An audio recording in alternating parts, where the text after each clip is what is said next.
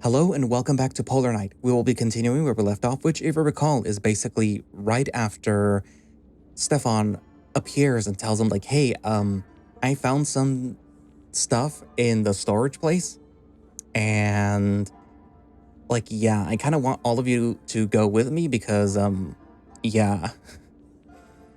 But aside from that, people are acting very strange. June is acting very blasé about the fact that her boyfriend, I'm saying boyfriend because we don't really know what they were, but it's implied, is missing and is presumably all that mess that's in the bridge. And there's also the fact that Connor, which is Garrett's brother, who should by all accounts be a frozen popsicle, is alive.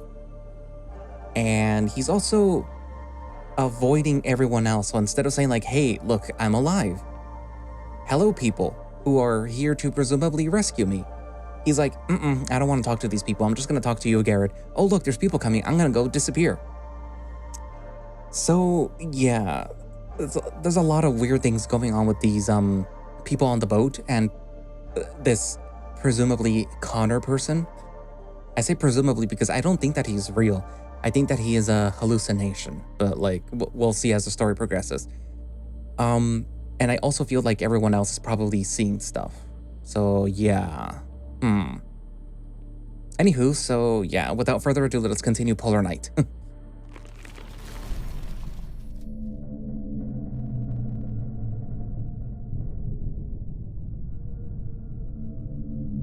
Behind me, I heard horrified gasps and Tabby whimpering, followed by Gail soothing her. Body bags laid out neatly on the floor, 7 of them to be exact, their shapes too indistinct to tell what species each cadaver was. For that, we'd need to open them.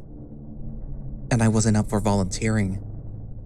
The rest of the room strangely reminded me of the laboratory owing to the bizarre stone objects that lined the shelves. Like before, they came in all sizes and shapes, each covered in the strange markings even Sharif haven't been able to identify. And for some reason, they creeped me out even more than the bodies. But then, Dana nudged me and pointed to something curled up against the shelf, and my heart stopped. The corpse was propped up in the corner, mummified by the frigid temperature and wearing what looked like cold weather gear. Dana took cautious steps towards the body, and even as every nerve in my body screamed at me to leave, to run, I was drawn in her wake. I glanced down at the body wrapped up on the floor. Who were they? A list of names rattled around my head. Dr. Waters, Mary Marsh, Hannah Dixon. The closer we got to the dead crewman, the deeper the dread that I felt. Like I was expecting the frail, desiccated corpse to leap up at me. I knelt. It was male. My nose detected the very faint odor of decay, delayed by the sub-zero temperatures. Dana knelt too, peering closely.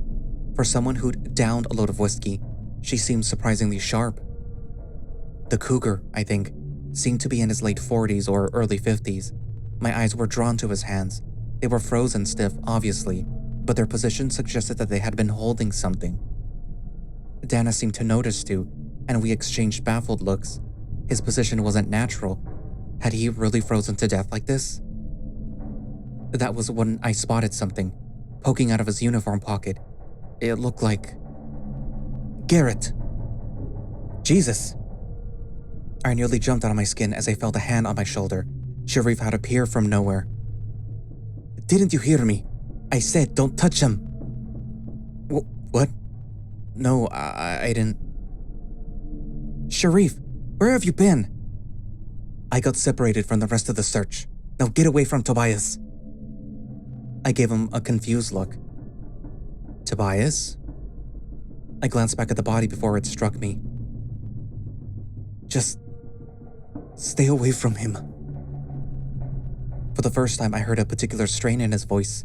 Grief. The anger from before had faded, and now he was pushing past me to kneel by the side of the dead man. I stepped back, guilt washing over me. Sharif had finally discovered the fate of his friend. I heard loud thumping hoofsteps from outside, and we all, minus Sharif, turned to see Rufus barge through the door. Christ almighty! Are y'all a sight for sore eyes? What happened to... Shh! She angrily waved him off and then gestured for the rest of us to follow. I took one last look at Sharif, kneeling by his friend with his head bowed. I saw him reach a trembling hand out towards Hagen's body, hesitant, then dropped back to his side. As we left, I heard a stifled sob. Gail? Was she... Tabby's voice trembled, and Gail looked haunted. No, Mom. Wasn't among them. The two sisters were clearly unsure how to feel about this. Dana, however, took control. All right, since we're all now back together. She gave Rufus a contemptuous look and cut him off before he could speak. Although she couldn't hide her stilted movements and slightly halting speech, mannerisms that I'd regretfully learned to spot in others who drank. Garrett, Aaron, what's the deal with the radio? Fixed, I think. You think? I did what I could with what I had. I'm reasonably sure that it would work, but I can't be certain without power. Okay, and Tabby? I grimaced as I saw the previously pretty, rock-solid lass glance fearfully at the tigress. Whatever she'd been through in the engine room had thoroughly spooked her. She tried, okay? She isn't going back in there. Gail, if... I said no. She bellowed, now stepping towards Rufus threateningly. The difference in size and build was almost comical. Rufus could probably lift her with one hand, but that only confirmed how serious she was. Silence followed as Rufus looked away, shamed-faced. Dana watched them with a calculating look. I think everyone should account for their movements. And why would we do that? Oh God, this is just what we needed. Need I remind everyone that there is a killer on the loose? Unless we're all agreed that it wasn't one of us, then there's someone else on board. A burst of adrenaline shot through me like a bolt of lightning. I tried my best not to give anything away. In this situation, telling them about Connor wouldn't just make him suspect number one, but there was a good chance that I'd be suspected just from being his brother, not to mention that I'd concealed his existence. Fuck, the longer that this went on, the less possible that it would be for me to reveal him without causing a shitstorm. Dana, are we sure that it wasn't an animal that killed Joseph? Look, the reason that we split up in the first place was to find him in case that he was still alive. Did anyone find any trace? After a moment of silence and awkward looks, Dana glared at June, who seemed to be only half paying attention, nervously glancing around the dark corridors. June? She jumped at being addressed like she'd been tasered. What? Me? I mean... She glanced around fearfully at the tired, gaunt faces watching her. No, I didn't. Look, I'm sorry. It was stupid of me to encourage everyone to go wandering. She hugged herself and looked away. Dana huffed through her nose before looking at Rufus and Stephan. And you two? Well, when we went out on deck and the blizzard rolled in, I got lost. I called out, but... who could hear anything over the wind? So why didn't you return to the mess hall? I wanted to, but I got turned around in the blizzard. I found my way to the front of the ship and went down into the lower decks, but I couldn't find my way back. I ran across this. He gestured at the door. And I took a look inside and... He swallowed, gesticulating, his big pleading eyes silently begging Dana to believe him. She narrowed her eyes, tail swishing angrily, but she didn't comment further. Let me save you the bother of grilling me. I was in the engine room when I heard a weird noise. I went to look, but I got lost and I couldn't find my way back to the engine room. His anger faded a little as he offered an apologetic look to the sisters. I'm really sorry, ladies. I didn't mean to leave y'all like that. But this fucking ship is a maze. I could see Dana mulling his words when Tabby suddenly spoke up in a soft voice. I think I saw someone who isn't one of us.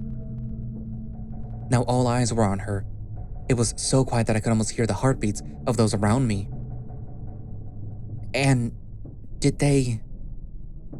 Who do you... All three spoke at once, alarmed, before stopping as they all exchanged glances with each other. I expected Dana to bark at them, but strangely, she also looked disturbed. Stephan also looked freaked out. That isn't funny. Don't mess around like that. I'm telling the truth. I saw someone, and it wasn't Gail or Rufus. The food that I'd eaten an hour or so before threatened to reappear. Had Connor been seen? But what was he doing in the engine room if he had been avoiding the others? I'd need to ask. No, demand an explanation the next time that I saw him.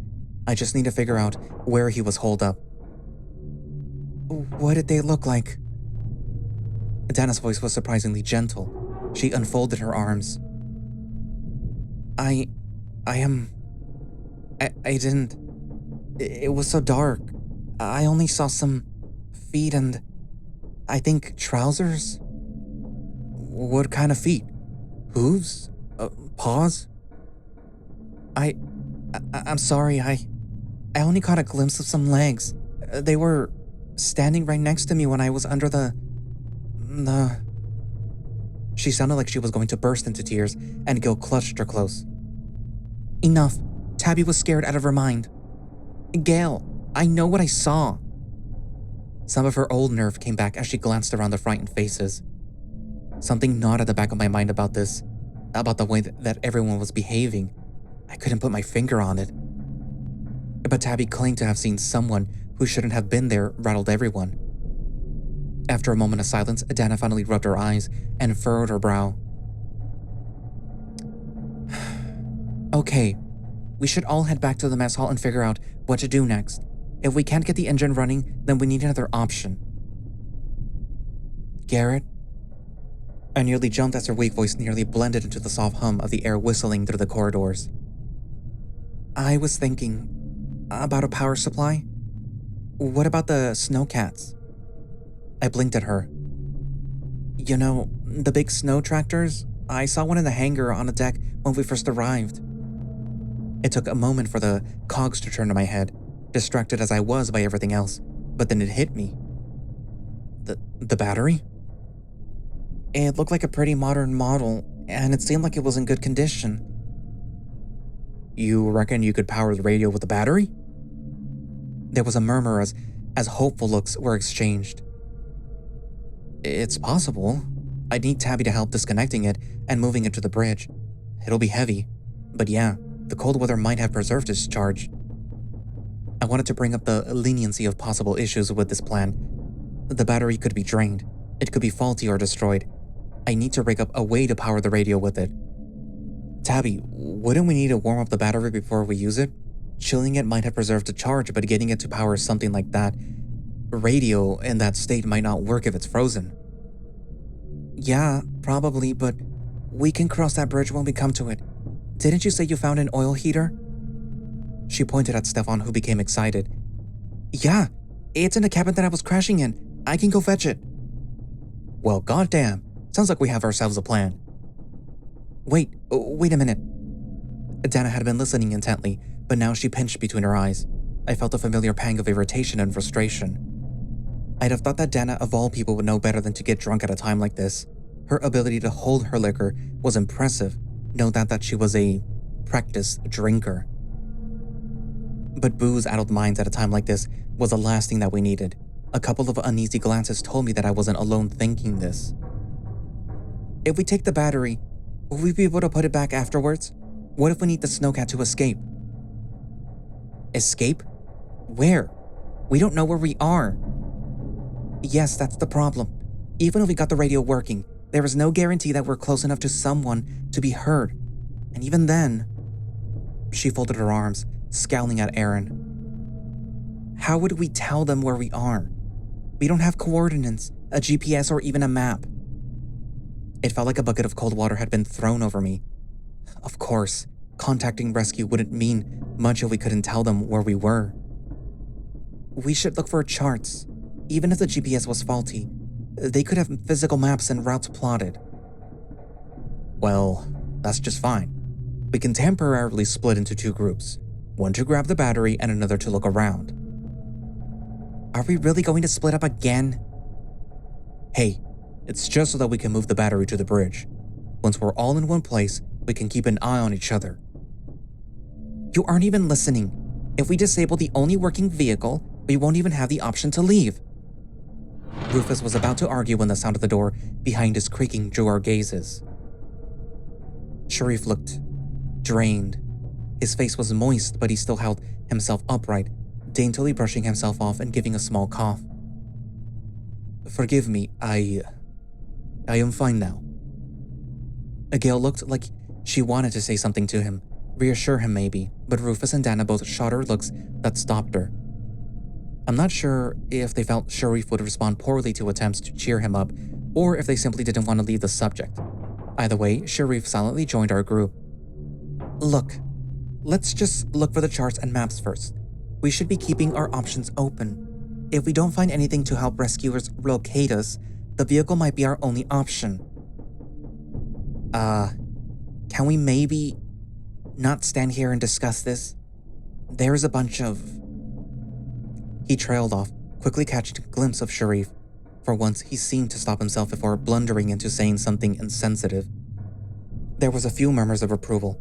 Dana didn't seem to be any more pleased to be standing around this place than the rest of us, so with a gesture, she started to lead us back. I took one last lingering look at the door. There was something in the back of my mind that was drawing me, an inexplicable fascination.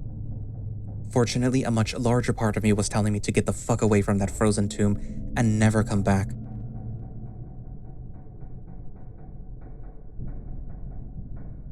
We all filed miserably into the dingy, now musty-smelling mess hall, where a few hours ago its warm lantern light and sleeping spaces might have made it feel like a sanctuary. Now it felt more like a prison. People drifted off into groups. Tabby and Gail were naturally by themselves. Stephan and Aaron and Rufus clustered around a table talking in hushed tones. Sharif stood sullened by himself near the door, while Dana grabbed a bottle of water and gulped it down, probably fighting the incoming hangover. June, meanwhile, sat by herself, looking a little dazed. She glanced around at the others but only seemed to be half paying attention. A disposition that I confirmed when I approached nonchalantly and offered a greeting, only for her to jump and stare at me with fright. "Garrett, don't scare me like that." Sorry. People repeatedly reacting to me like a movie monster might have given me a complex about looks, if I had any confidence in my appearance in the first place. No, I'm sorry. I'm just a little jumpy." She quickly recovered and even looked apologetic. I gingerly slid into the bench opposite. I wanted to ask her about, well, a number of things, but I also didn't want to spook her into shutting down. She brushed her hair back with a hand, but I noticed her eyes dart rightwards, just for the briefest of moments. Was she looking at Sharif or the mess hall door? "You okay? Holding up?" "Me? Oh, yeah, of course." She gave me a grin and a dismissive hand motion, so unconvincing even I could see through it. "How about you?" "Oh." She lowered her voice and leaned in. "How's the eye? Been giving you trouble?" I admit that I wasn't entirely sure how the conversation was going to go given her odd behavior, but this was something else. It was like she'd forgotten about, well, everything. "Oh, it's fine. I have my eye drops, so I'll be okay for a while." I gave my pocket a pat for emphasis. "Oh, that's great." I noticed that her eyes once again darted towards the entrance. I couldn't contain myself any longer. I had to ask. June? How are you feeling? About Joseph." I spoke as deliberately as I could, bracing myself for her to fall back into the despairing mess that she had been before. But instead, Joseph?" She yelped in a quiet but high-pitched voice, eyes wide with alarm. She seemed to catch herself, though, and quickly adopted a facsimile of her old despondency. Fuck me, was this what I looked like when I was lying? I resolved not to challenge or provoke her. If I was going to get any kind of answer, she needed to be reassured. Yeah, I'm still worried, but I don't think that we should risk anyone else trying to find him."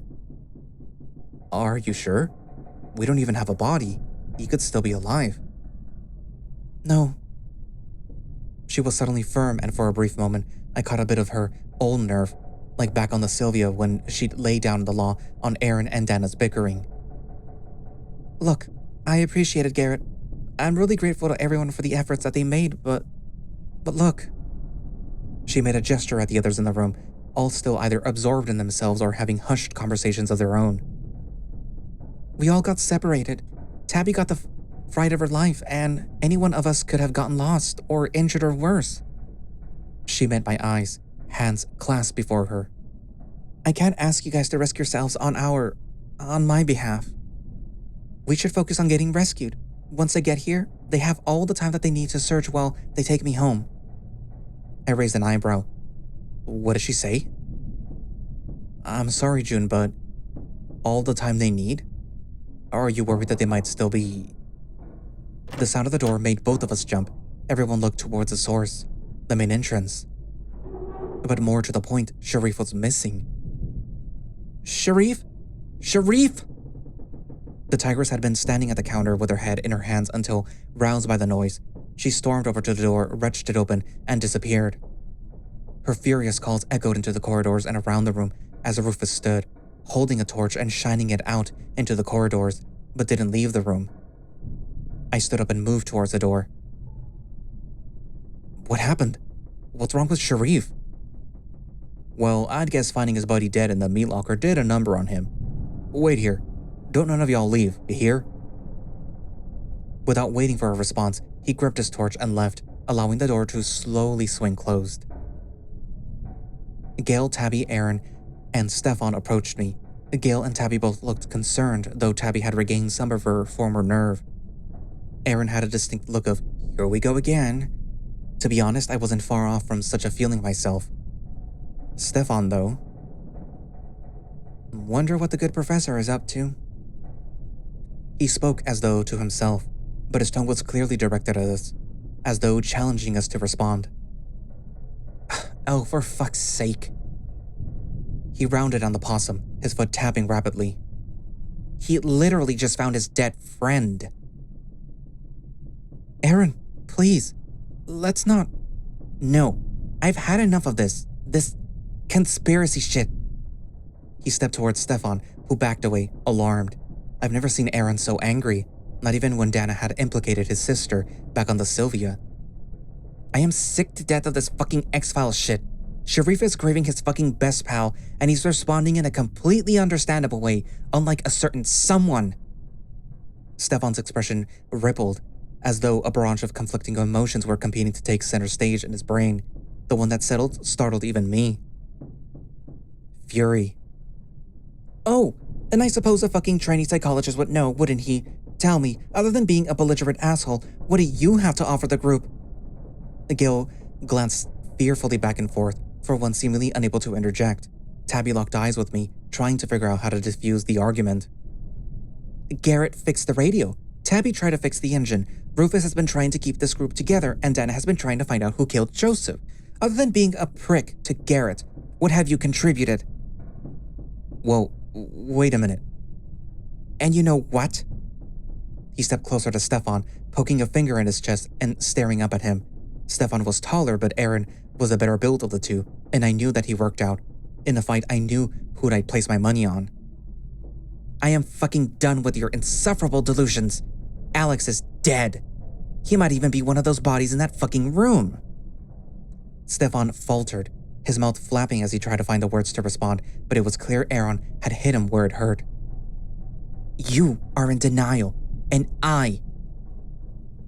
The mess hall door squeaked open and Rufus and Dana both pushed their way inside. Sharif, however, was nowhere to be seen. Sharif is gone. Just goddamn disappeared. We need to look for him. At this, everyone turned to look at the pair. Rufus, through gritted teeth, exclaimed, No, we absolutely do not. He could get into trouble, maybe even get injured. We can't just...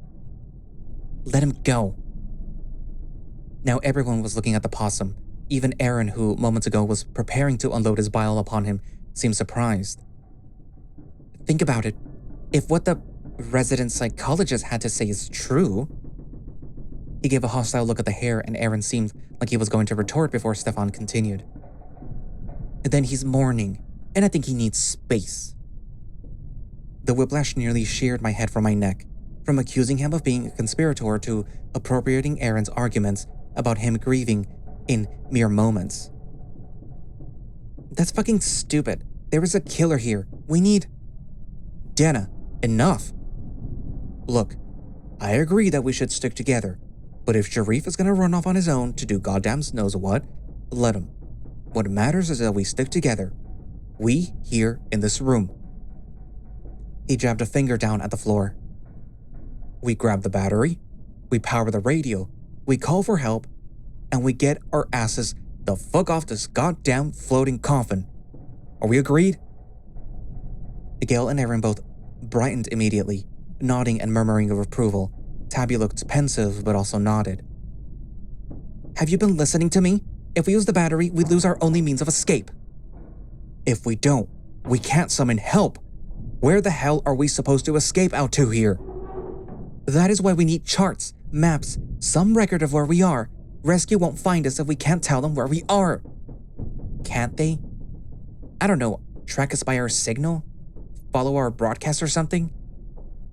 There was a brief silence as eyes scanned me, then Tabby, then finally June. She was watching us with a semi-glazed look in her eyes, like she was only half paying attention. June? I'd guess you know more about this than any of us. She seemed to snap out of her daze and gave a thoughtful look. It's possible to track a radio signal just by using the signal, but we need to broadcast long enough for them to triangulate our position, and we need to be able to contact someone in the first place. It won't do us much good if we can't tell someone we're in distress. You see, we should find out where we are. Then we only need to broadcast long enough to give our location. But the ship isn't where we're supposed to be, remember? What if the charts are wrong? Dana, for once, didn't have a response. She opened her mouth, paused, then closed it looking annoyed. Can I suggest something? She raised a hand gingerly. I don't know about any of you, but I'm starving, and I don't think trying to think or work on an empty stomach is a good idea. As if to make her point, Rufus, Stephan, and Tabby's stomach all growled in unison. After an awkward silence, a brief ripple of laughter went around the room. All right, reckon that's a good idea, but we need to ration it out. This is all that we have. We went to the counter where the battered and faded cans of food were sitting in a wooden box. There were 12 cans, between 9 people. If we have half a can each, that means that 2 meals each plus cans to spare. Only half? She sounded both alarmed and despairing. Gail hugged her tightly. You can have my share, okay? I get what you're trying to do, Gail, but you need food as much as anyone. I had a can recently, before we went to that weird room. I'm not hungry right now, so we can treat that like my ration for today. My stomach threatened to betray me with a loud growl, but I put on a brave face. Good man. There was a soft thudding and a brief thump on the floor before Aaron spoke up. I also had a can about an hour ago, so don't worry about me. He sounded a lot more bitter, but Rufus gave him a big smile anyway. Mighty good of you. All right, so we only need 3. I'll share with Tabby. And I'm gonna insist that you eat your half. No tricks or complaints, okay? Gil gave her a wiry grin. The two sisters knew each other too well. I can share with June, if that's okay. June nodded and smiled but didn't stand up from her table. This just left Dana and Rufus. I could feel the tension between them. They both clearly felt like they were in charge, especially since Sharif had basically given up any authority. Assuming that he had any left, of course. Still, they selected a can and, after silently agreeing, grabbed a plastic spork each. I expected them to split up again, but this time they all gathered around the same table, sliding onto the benches. Admittedly, I was pleased. I was tired of the constant bickering. Having a group meal felt like a good way to try and rekindle some camaraderie. Everyone, not including Aaron and myself of course, started eating, taking turns to grab sporkfuls of cold food. At first, there wasn't much talking and everyone poked at the food with a distinct lack of enthusiasm. I remembered the unpleasant meat slop that I'd eaten in the hospital. Ice-cold food wasn't the best for morale. Garrett, can I ask you something? Sure. Are you sure the vehicle battery will work? Everyone paused. They didn't look at me, but I could tell that they were listening. It should do. Normally the radio would run off the mains, but a vehicle battery should have the right wattage. And you're sure that you can hook it up? Yeah, pretty sure. Why are you asking? She bit her lip and looked away. I was starting to recognize her tells. She was worried that I might fail, and if so, that would fall to her to figure out a way to get it working. It'll be fine. Garrett knows what he's doing. You fixed the radio already, right? I think so. The words left my mouth before I could catch them. I think so was not the reassurance people needed right now. But then, I didn't want to lie.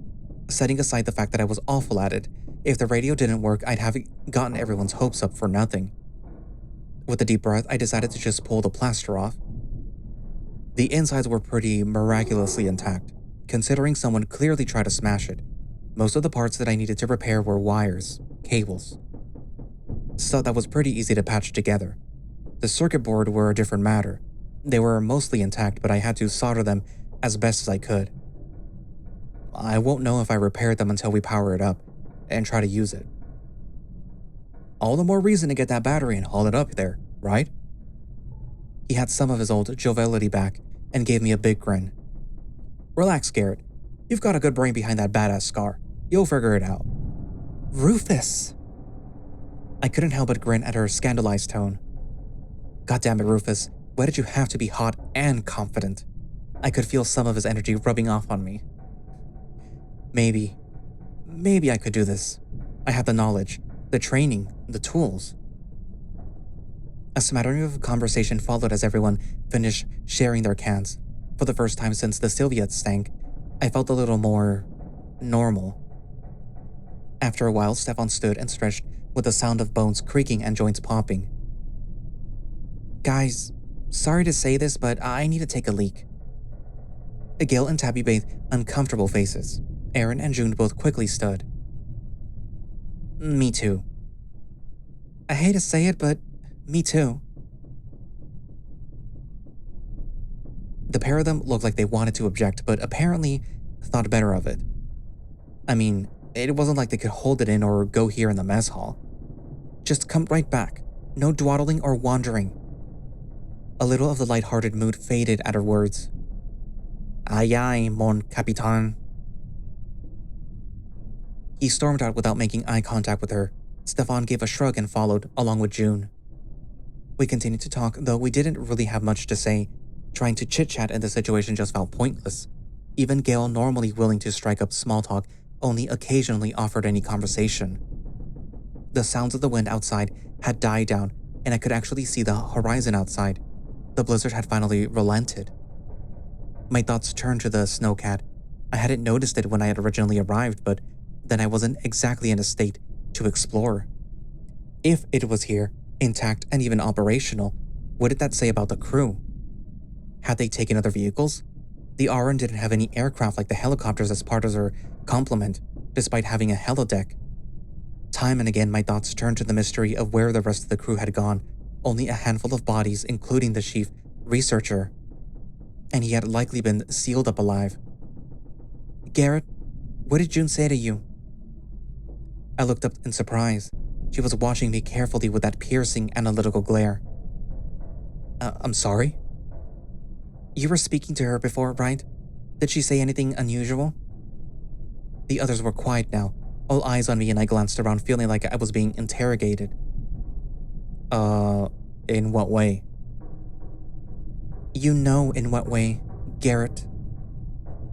She sat up straight, crossing her arms. Tabby and Gail both looked confused, but Rufus... he was also watching me carefully. What's this about? It's just... June seemed very different ever since she went off to search. Like, I don't know, like... she wasn't upset anymore. Rufus nodded along and Dana narrowed her eyes. Did she say why? Not as such, just that she was sorry for dragging us all on the search when it was so dangerous. She says that we shouldn't try to look again until rescue comes. Dana finally looked away, resting her chin on her fingertips, reminding me of Sharif when he was pondering. Speaking of, those guys should be back by now. We all looked towards the door. I strained my ears for sounds of approaching paw steps, but there was just a soft whistle of wind through the corridors.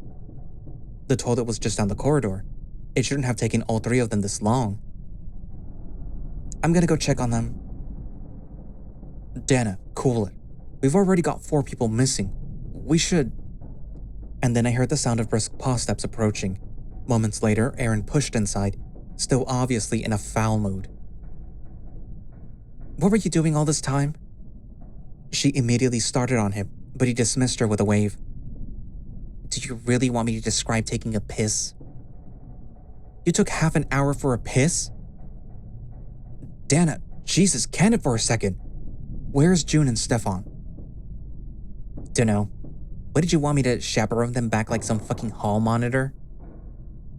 Rufus gave a guttural snort of anger and stood, drawing himself up to his full height and towering over Aaron. The hair quickly changed his attitude.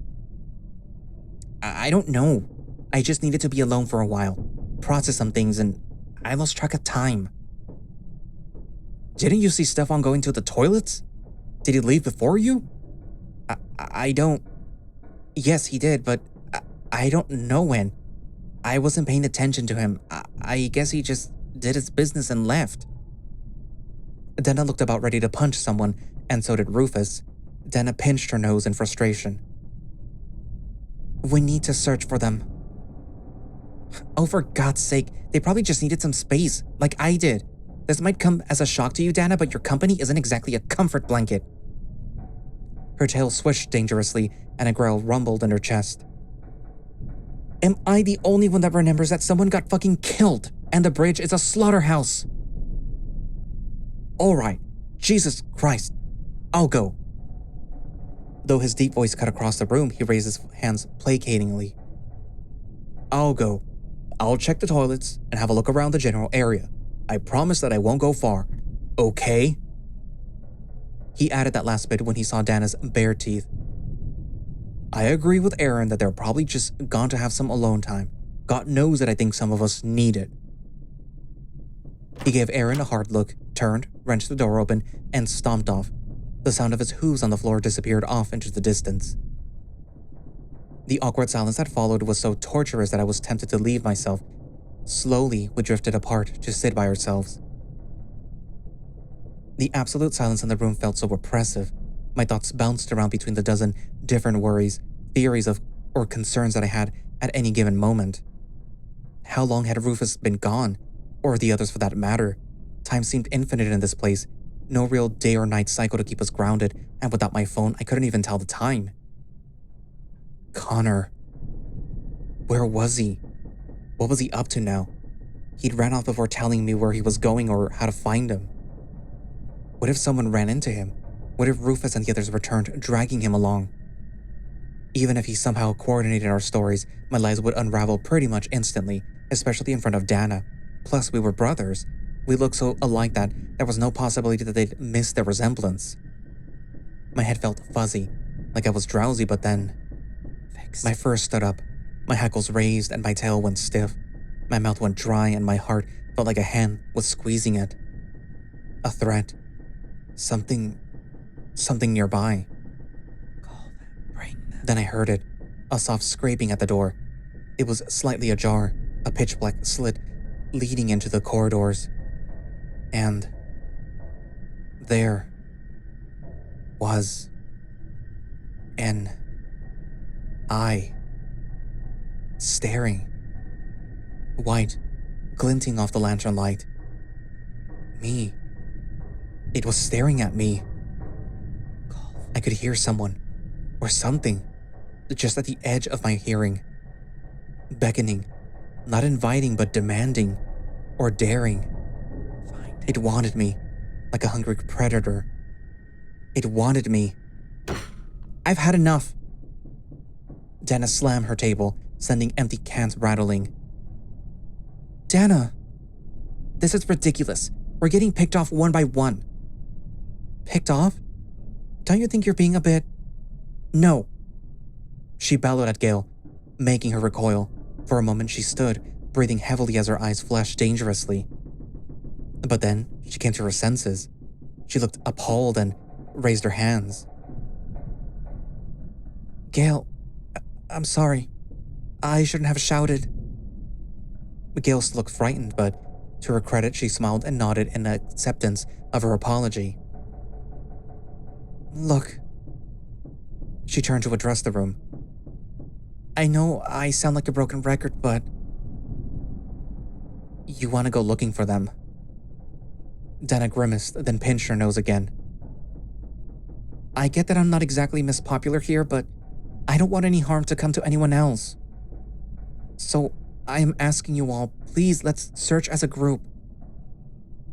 Dana, My heart was still pounding and I glanced back at the door. Garrett? Seeing my alarm, she followed my gaze to the door. She strides towards it and flung it open. Dana, stop! But it was too late. The door swung open and the lantern light flooded out into the corridor where my predator had been skulking just moments ago. Hello? Rufus? Stephan? June? But nothing answered. No beast leapt upon her. It was just an empty corridor. Nothing. God damn it. She turned to look at me with annoyance, but when she saw the petrified look on my face, she became concerned. Garrett? I was still watching the doorway. Part of me felt like whatever it was, it had left, but the fact that it had been so close, just meters away, told me that it could still be nearby. It's nothing. Nothing. You do know that you're a terrible liar, right? I said forget it. I'm tired, okay? My mind was torn between telling them and risking them, thinking that I was losing it or shrugging it off. She clearly wasn't convinced, but mercifully let it be. Look, I get it. We're all exhausted and we're feeling the strain. But we're all that we have. If we start ignoring each other, there's no telling if we'll last long enough to even get rescued. So I'm asking you all, please help me look for the others. We all exchanged looks as we tried to come to a consensus. Aaron looked a little guilty. All right, fine. But we stick closer together. I swear to Christ, if anyone wanders off and leaves me alone again, I will kill you myself. This drew a few chuckles, even a small smile from Dana. Yeah, okay. Same deal. No one leaves the group. Sensing agreement, Dana sighed and gestured for us to follow. Collecting our torches, we marched grimly, but as a group, out into the corridor. We decided to head to the bridge first. It was a key part of the ship, where the chars were likely located, and I figured that we could check on the radio as well. The entire time that we made our way up, we were calling out. Normally, I had been terrified of making so much noise, but the presence of the others was a welcome comfort. My ears constantly scanned for that presence. Every glint of metal made my stomach clench. Every crack or groan made me spin to confront it. The others seemed to notice my clear apprehension. Garrett, what is it? You are seriously freaking me out, man. Sorry, I'm just on edge. I wanted to tell them, but what? I saw an eye at the door that vanished the moment that Dana opened it, that some mysterious presence was watching me. Aaron was already wary of me, especially after nearly scaring him to death on the bridge. But I couldn't deny what I felt, what I saw. Hey guys? I turned to Gail and Tabby. If you don't want to go in, it's fine. Just so you know, it's really bad. I can handle blood, Garrett. Perhaps for the first time since I met her, Gail expressed irritation with me. I should have known Gail would be made of sterner stuff. That said, I couldn't help but catch the moment of stunned silence as she paused, slowly scanning the room. Tabby looked like she was going to throw up and gave a little whimper. Anyone? She called out, but there was nothing but the wind. This is fucked up. Someone must have heard us by now. Garrett? Is this it? She motioned towards the radio room. I nodded and led her to the ruined door. Inside, the radio, patched together as best as I could, stood untouched since me and Aaron had last been here. It looks pretty torn up. Yeah, someone went at it with an axe or something, but the critical parts inside survived for the most part. I mostly had to hook up its components to the interface. She scanned the radio with her torch before turning to me. Damn, am I glad that you decided to stay on this little cruise? She gave me a wide beaming grin and clapped my shoulder before walking out. Gil and Tabby had both been peering over our shoulders. Bo did the same and murmured warm approval. The only reason that I knew my frigid numbtail was wagging was because Tabby gave a little grin and rolled her eyes. We moved down, methodically pausing at each level to call out. Still no responses. The complete lack of responses was more terrifying than any scream. Where the fuck were they? This ship wasn't large enough that 4 people screaming at the top of their lungs could go unnoticed. As my throat started to hurt, I could hear in the voices of the others the increasing shrillness, the hoarseness in their shouts. Any conversation between us had halted since the bridge. And yet, just from their shouts, I could tell that they were becoming increasingly terrified.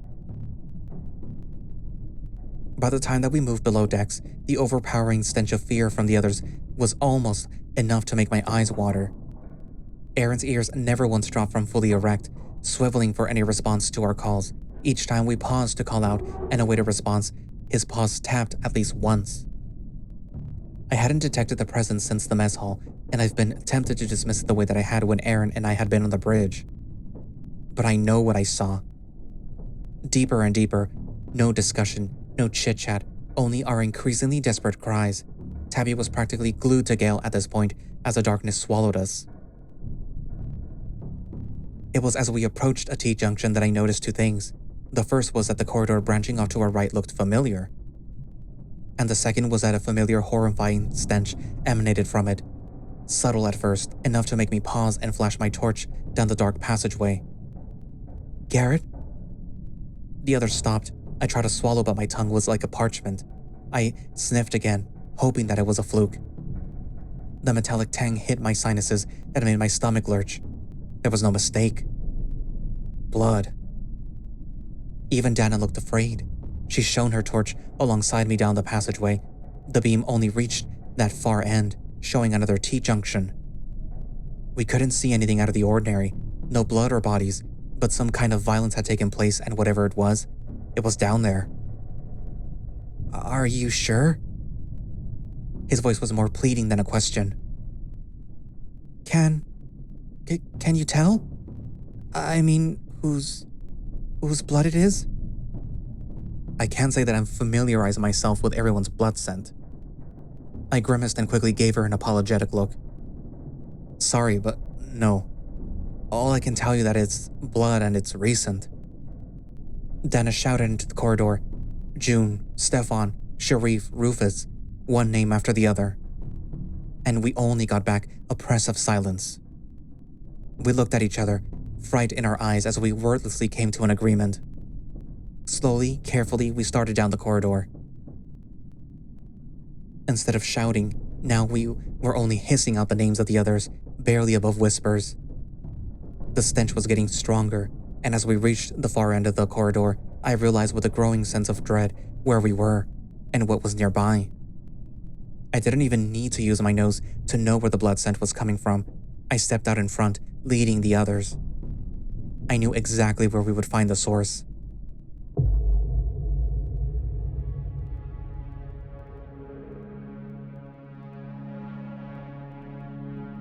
Behind me, Tabby gave a small shriek.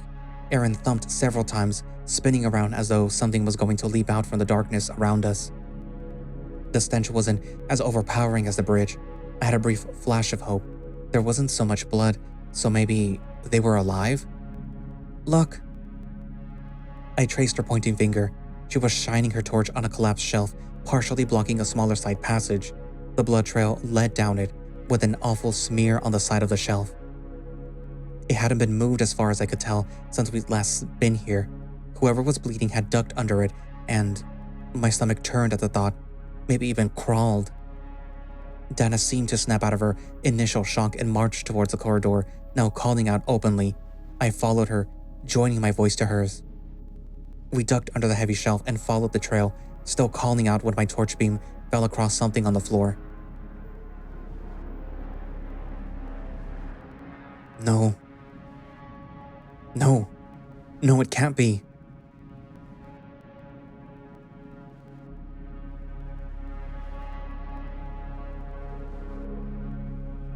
I barely even registered the shrill shriek from behind. I didn't know if it was Tabby or Gale at first, until Gale barged past me, following Dana as she ran to June's side. I already knew that she was dead. The glassy, vacant eyes and even her pose told me without a doubt. Sound drifted away. I couldn't focus on the urgent voices of Dana and Gale. I felt a sensation in my limbs go numb, as though my very consciousness was retreating, making itself smaller and huddling in my chest. Just a short while ago, she had been sitting with me, talking, full of life, and now… Before going into that cursed room, I'd never seen a dead body before. It had been bad enough seeing anonymous corpses wrapped up, even Hagen frozen in death. But to see June, such a sweet lass, like this? My awareness started to trickle back and I heard Dana and Gale. Their initial frantic movements and words had faded to a grim finality. Is she… He knew, as I did, but he also needed to ask, to remove the doubt. God. For a moment, we simply stood in silence. Gale got up to run to Tabby, who had been standing with her hands covering her muzzle in horror. She tearfully whimpered and fell into Gale's arms as her sister hugged her tightly. Carefully, gingerly, I stepped closer. Dana had one hand over her eyes, clearly trying to keep her own grief in check. Dana, can you tell what happened? What do you fucking think? Someone fucking murdered her and now… Aaron, that's enough. He sputtered, looking back at her, then at me before his anger melted into sorrow. Sorry. I'm sorry. I knelt by Dana's side as the others cluttered around us. She was stabbed in the abdomen with a blade, but the weapon is missing. As she spoke, Dana continued to examine her. She was methodical, cold even. I imagined that this wasn't her first time having to do this, though I doubted with the body of someone that she knew. She doesn't have any defensive wounds, and she was stabbed directly from the front, a single blow. She was either taken by complete surprise or… she knew her attacker. The silence that descended was thick enough to cut. And based on her body temperature, I doubt that this happened more than an hour ago. The door. It had her handprints on it. She might have been in that room when she was attacked. After a moment of thought, Dana stood quickly and marched towards the doorway. The rest of us exchanged worried glances before following her. Dana was examining the bloodstained door carefully, passing her torch over the ghastly handprints. The handles are covered in blood. And look. She pointed at the single handprint on the wall beside the door. She tried to close the door, trying to seal it with the handles. That door can't be opened from inside, unless June had a key to lock it. Securing the handles wouldn't have kept someone inside for long. I don't think that she expected to. She was probably just trying to buy herself time to escape, but… She suddenly glanced at the floor, shining her torch around as if looking for something. All of you, look for the murder weapon, any knife or blade. Quickly she did so, spreading out and scanning the floor for signs of any kind of weapon. Minutes passed. We didn't speak at all. Everyone focused on trying to find the weapon someone had used to end June's life. Anything? Nothing. Either they took it with them or hid it somewhere. Given the amount of blood, the blade must have been pulled out shortly after she was stabbed. Oh God, do you think that we have come here quicker? No. She was firm but gentle as she turned to face Tabby. The wound was fatal. Even if we had found her immediately, she would have bled to death in minutes. But… Tabby. She embraced her sister, pulling her head against her shoulder. Even if we had been here, and I had bandages, it wouldn't have helped. She'd bled to death internally. She would have needed surgery, and even then, we wouldn't have had time. Tabby simply wept softly, whimpering. The dawning horror of the scene was starting to unfold in my mind. June, for whatever reason, approached the door. Someone was waiting for her. Perhaps she knew that maybe she was caught by surprise by whoever was lying in wait. She would have had no time to react as her killer thrust a blade into her before cruelly ripping it back out. Her only instinct at the point was to try and trap her murderer. Only then did she try to escape. Was she trying to secure her escape? Or maybe to ensure her killer was caught? What went on her mind during those final awful moments? June died, alone and afraid. So what do we do? If June is dead, does that mean that the others... Well, I think that we can discount the idea Joseph was killed by an animal. But why June? Who could possibly want to hurt her? The sound of rapidly approaching paw steps made us swing around to shine our lights the way that we'd come. 3 figures were sprinting towards us, torch beams dancing back and forth. Guys, we heard screaming. What? Oh my god, is that blood? This time it wasn't just Dana who viewed them with naked suspicion. Even Tabby and Gail gave them accusing looks. Who got hurt? Oh no. Not hurt, murdered. The 3 of them exchanged horrified looks. How? He folded his arms, now looking sternly at Dana. She was stabbed near the door. She bled to death, fleeing her attacker.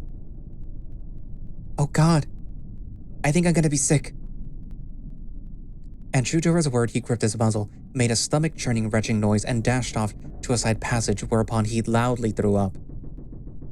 Jesus, this can't be happening. Surprisingly, it was Tabby who asked the question that I was waiting to hear from Dana. Where the fuck were you guys? Sharif surprisingly didn't hesitate to launch into an explanation. I needed to be alone, think things over. Tobias, seeing him like that has not been easy on my nerves. And before you ask, no, I do not have an alibi. That is the disadvantage of taking time alone to grieve. I ran into those 2 shortly after I heard a scream. He pointed to Rufus and Stephan, who both looked very uncomfortable at the attention. And where were you thinking things over? Tobias' quarters. His tone was firm, though his eyes dropped. Grief? Guilt? Dana stared at him with her laser-like gaze. I could see the calculations going on behind her eyes. Sharif's excuse was plausible, reasonable even, but that didn't change the fact that he had no one to vouch for his innocence. And you? Oh, come on. Why in God's name would I want to hurt June? She was cool and sweet and kind and... I... Answer the fucking question. With the last word, she barked at him, causing nearly everyone, Stephan included, to jump. I... For some reason, his eyes seemed to jerk to Sharif's direction. I was researching. What is that supposed to mean? What happened here? Trying to find clues, you know. And I assume you, Rufus, can't vouch for his whereabouts? No. Sorry, kid.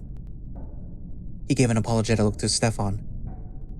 Look, I thought that I heard someone, okay? That's why I didn't return to the mess hall straight away.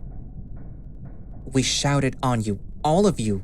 You cannot possibly convince us that the 4 of us screaming your names just went unheard, but Tabby screaming once got your attention. This is nuts. What reason would any of us have to kill June of all people? Revenge? A shocked pause as everyone stared at her. Joseph was Sylvia's bosom. The Sylvia was a technical shit show, and that is directly responsible for us being stranded here. Any one of us has a motive to kill him. And June, God rest her, was clearly in a relationship with him. Plus, she was Sylvia Crew as well. There is a rather large flaw in your reasoning. He gave her a pointed look. While the motive for killing Joseph is plausible, The motive for killing June is utterly specious. She was in love with Joseph, but that is it. She wasn't an engineer or mechanic. Yeah, I agree. That'd be like, I don't know, killing the girlfriend of the guy who ran over your mama. We simply don't have enough information to speculate as to why June was killed. Do we have the murder weapon? No, whoever stabbed her pulled it out, causing her to bleed to death. I swear that I saw a pang of something, a twitch of the eye. Maybe the mental picture was upsetting him enough to crack his facade. A discomforting silence settled as we each scanned our companions. Last time we hadn't had solid evidence Joseph had been deliberately killed by one of us. With June, that no longer applied. Someone here in this group was a murderer, and more than likely a double murderer. We looked for the weapon. It's not here. Either the killer took it or hid it somewhere. Should we look for it? For evidence? I doubt that it would matter. A small bladed weapon would be hidden anywhere here. As for suspects, well... She gave a pointed look at the three formerly missing members of our group. Stephan looked affronted and was about to speak when Rufus cut him off. Do you know how long ago she died? The time since her leaving the mess hall and now is about an hour and a half, give or take. That being the case, Rufus... She fixed him with a piercing stare. Even though you didn't leave the mess hall until after the others, that still leaves you as a suspect. He looked frustrated, maybe wanting to protest, but surprisingly... Can't argue with that. Wait, are you? No, of course I ain't, dumbass.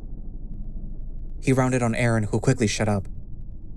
I get that I don't have an alibi, and neither do these two. But there is another possibility. He then stared directly at Tabby. You said that you saw someone before, right? In the engine room? Now, wait just a minute. Gale, let me talk for myself. Yeah, I did. Or at least I think I did. You never answered before, but what made you think that this person that you saw wasn't one of us? Well... She bit her lip and clung a bit tighter to Gale. I saw boots. Pants too. The boots were dark, so I couldn't really make out what kind of feet that they were. But they were definitely wearing blue pants. Navy blue.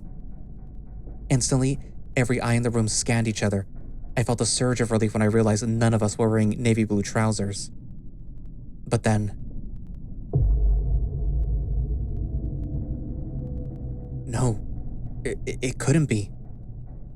I felt sick, like a vice was crushing my stomach, nearly forcing its contents up my throat. If what Tabby saw was accurate, then it isn't impossible there is another person on board.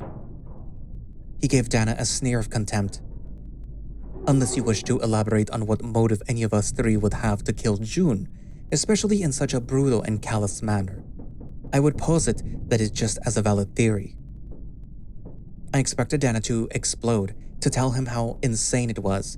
The idea of a survivor hunting us, just a desperate throw of the dice by people who were suspects in at least one murder. But instead she looked stunned. She looked away with a bizarre expression on her face. Stephan looked away, seemingly fixated on the same spot on the floor with a distant look. Rufus looked troubled but thoughtful while Sharif's smugness melted away, leaving... sadness? Aaron also seemed disturbed, glancing at Tabby as though to get confirmation of her seriousness. I'm gonna go check that room. Without waiting for a response, she turned on her paw and marched to the bloodstained doorway, wrenching it open and disappearing inside. For some reason, Rufus and Sharif both looked agitated and followed straight after her, with Stephan, after offering a come on gesture to us, disappeared inside after them. Dana was already going over the room as Rufus and Sharif looked around uncertainly. I could clearly see Rufus was agitated. His eyes kept scanning the weird stone artifacts. Sharif, on the other hand, kept glancing at Hagen. Once again, that overwhelming sadness crept across his face. Seeing his friend like that, it couldn't be easy. She didn't have any defensive wounds. There's also no blood inside the room itself. She must have been standing right at the doorway. So she was either taken by surprise or she trusted her attacker enough to get close. Did you notice Professor Hagen? Look at his hands. He pointed at the frozen corpse in the corner. Don't you think that it looks like he was holding something? Maybe... He started to make his way towards his body when... All right, that's about enough of this. Everyone jumped. I have had just about enough of this Sherlock bullshit. We need to focus on rescue. And stay away from Tobias. He isn't some object for you to mess around with. Stephan quickly recoiled, raising his hands in reassurance. Now, just you wait a goddamn... To my surprise, he stepped towards her, cracking his knuckles. It was the first time despite his constant headbutting that I'd seen him physically threaten her. Jesus, we were really falling apart here. Okay, let's get this straight. We stay together. We get that godforsaken damn battery and we fix the radio. We call for help and we batten down the hatches and wait for the cavalry to arrive. Any fucking objections? We've been over this. We need to find charts so that we can tell rescuers where to find us. Didn't June say... June said that they could track us, but we need to keep broadcasting long enough for them to get a fix. And that means relying on the battery to have the charge to keep it running. That is assuming anyone can hear us. They were interrupted by a harsh cry of alarm from Stephan. No. No. He was kneeling over one of the bodies that lay wrapped near the door. He'd shifted the bandages around the victim's face, revealing... Oh no. Alex! His shrill cry sent a shiver down my spine. His frantic, desperate tearing at the coverings revealed, bit by bit, the decayed, decrepit face of someone who had clearly been a possum in his life. The fur was patchy and the flesh was drawn tightly around the bone, but the resemblance was unmistakable. This isn't happening. This isn't happening. This can't be happening. Stephan, it's okay. We're here for you, just... No! He stormed to his feet and for the first time, with balled fist and a furious snarl, he looked dangerous as Rufus. That can't be him. It just can't. Stephan. No, this is a trick. He clutched at his head, and before anyone could stop him, he bolted, nearly bowling over Gale and Tabby and vanished into the bowels of the ship. My stomach wrenched as I saw the withered face of Stephan's brother. He'd been here the entire time. Gale looked ready to run after him, but Dana shouted. Gale, stop! Gale turned, looking furious. Weren't we supposed to stay together, or does Stephan not count? Do you seriously think Stephan is going to listen to you? That you can simply tell him that everything is going to be okay after he just found his brother's corpse? You think that he's just going to walk back here after a shock like that? Gale looked livid, opened her mouth to respond, but no words came out. Can I also remind everyone that he is the one of the three who could have been responsible for June's murder? As much as she tried to maintain her righteous anger, Gale looked away guiltily. Going after him will only put you in danger. We need to stick together now more than ever. Rufus shifted, now aware of the suspicious glare from the remaining group. We should go to the bridge. Find charts. We can plan our next move after that. No way. We get the battery first. Charts don't mean jack if we ain't got power. Wait, aren't we missing someone? We looked around before realizing Sharif was missing again. I half expected Rufus and Dana to go mental again, but for some reason, they both simply exchanged glances. So, no search party this time? Sharif was one of the three possible suspects in June's murder. Doesn't that mean that either him or Stephan could be in trouble? Do you want to go looking for them? Aaron grimaced and looked away. Look, fine. Why don't we split into two groups? One goes to the bridge, the other goes to check the battery. He quickly added when he saw Dana's tail swish dangerously. Just to check. See if it really does have a charge. And since we're dead set on using the fucking vehicle, might as well see if the vehicle can even run anymore, right? Besides, the whiteout has cleared up for now. If we're going out there to check, now is the best time before another blizzard sets in, right? Dana glared spitefully. It was clear that she didn't trust them, but she couldn't deny his point. Garrett, Tabby, you're the brains of this outfit. You can come with me to take a look. Everyone else can go to the bridge. Fine, but no one splits from their group, got it? I don't care if you need to shit in the corner. No one is alone at any time. Rufus gave a nod. Everyone was watching them closely. They were clearly the two who were the most in charge, I guess. The army vet and the detective. Normally that would make for a pretty good leadership team if they weren't constantly butting heads. What about June? There was a moment of silence as we remembered her body only a few feet away. Should we leave her there, to preserve the crime scene? I'll cover her. Preserving the crime scene doesn't really matter at this point since we've been all over it. I guess I can carry her into that room and lay her out with the others. He gestured to the makeshift morgue, but Tabby gave an indignant tut. We should take her to the hospital. At least give her a bed. Not just stack her with the others like some anonymous body. We all knew her, at least for a little while. I think she deserves better than to be treated like we didn't. Both Dana and Rufus shifted, looking crestfallen. Gil gave her sister a small but undeniable proud look. Alright, once we take a look at this battery situation and check for the charts, I'll carry her up. Mighty nice of you, Tabby. I'm sure she'd thank you. He added with a warm smile, but Tabby still looked close to tears. Dana grabbed an opaque tarp. She then went down to the blood-stained corridor, and the rustling of the sheet could be heard. When she reappeared, she looked haunted but gave us a firm, stoic nod. Grimly, we moved into our respective groups, and without any parting words, split up. And that's where I'm going to leave it for today. So, there were bodies, and it appears that one of the bodies was Alex's brother, which is bad for him, unfortunately. And the group is continuing to unravel. There's a lot of fighting, there's a lot of headbutting, particularly with Dana and Rufus, who they seem to both want to be in command. And it does kind of make sense because Dana was like a detective or a cop, and Rufus is like a military man.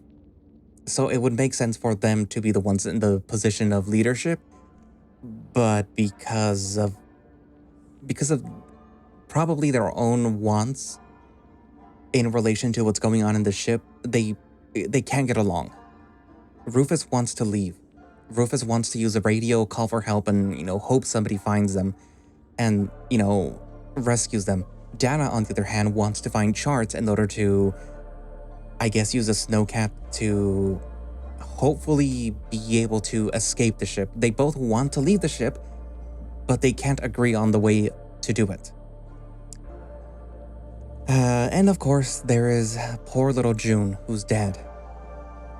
I'm wondering if the reason why she was acting strange is because she met somebody or somebody talked her into, I guess, not looking further into why her bull was missing.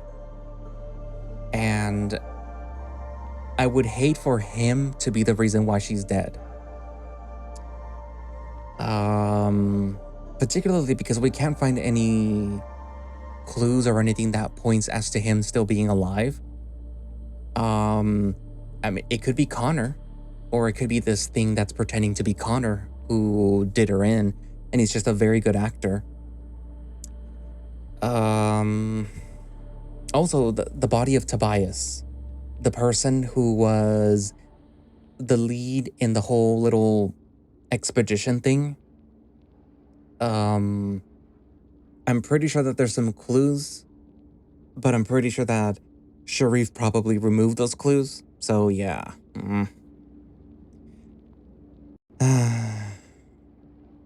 Poor Alex, I suppose. I I can see why he won't accept it, especially because the whole reason why he's on this whole expedition is because he wanted to find, and he was so certain that he was going to find his brother alive, but lo and behold, he's not. And of course, he's going to think that there is something going on because there is something going on. We just don't know what it is. None of us knows what's going on yet, unfortunately. But yeah. Anywho, so thank you all for watching / listening. If you would like to play Polar Night, you can do so by going down into the link in the description, which should have a direct link to the itch.io page where you can download and play the game or stay up to date with what's going on with it. If you would like to support the channel, and if they do have a Patreon, because I'm not the channel, the project. You can subscribe to their Patreon where you presumably get earlier access to builds of Polar Night. I don't remember if they do have one or not. So if they do, I will link it. If they don't, oh well. If you would like to support the channel, you can become a channel member, and that gives you earlier access to the videos as they're being scheduled. And it does show that you like my videos or whatever. You appreciate my videos or my reading them to you or whatever. If you can't do that, for whatever reason, there is Throne, any support, any whatever is appreciated, give the video a like and subscribe or whatever. There's also Throne in case you're feeling overly generous. But anyway, so I guess that's it for now, and I will see you guys in the next video. Bye-bye.